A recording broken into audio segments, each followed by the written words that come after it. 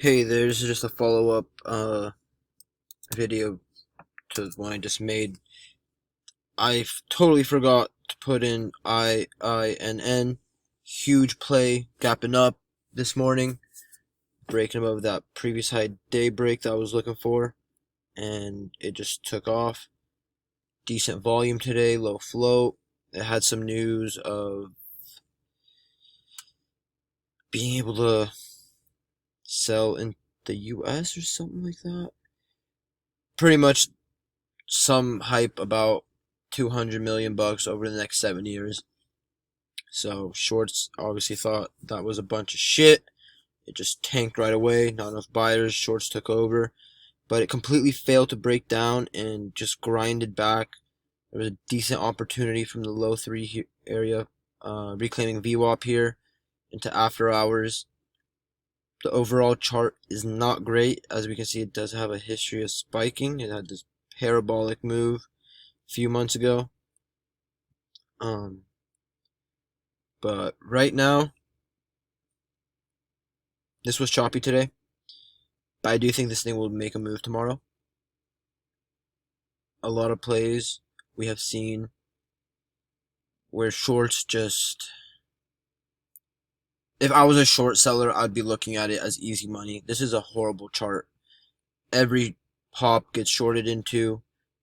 They're probably expecting another day like here where it gapped up massively and nearly 100%, over 100% or so, and just crapped on the whole day. And the next day, it did nothing but gap down. So we'll see what comes tomorrow. But I think similar to KSCP and SRRA last week, we might get a reversal in the pattern of their expectations. It had a really hard time cracking the high twos here, and it held that previous high at daybreak in the 270s here. It didn't touch it again. It just kept grinding up higher. So did not finish nicely into after hours. Had a nice start to it, but this looks like garbage. So we'll see for a previous high at daybreak tomorrow. I guess you could possibly see the plan that I'm thinking of to be what it's set up for today. But I still see this as a decent overall uptrend over the past 2 days. Obviously, the overall chart is garbage, but I do think shorts are packed in here. And if this fails to break down, I think this could cause a massive short squeeze. I don't know, around 5-6. I don't know if it's going to get back to 9 plus, but to retest the 5, maybe 6 area, I could definitely see that happening. Yeah, so I just want to throw that in there.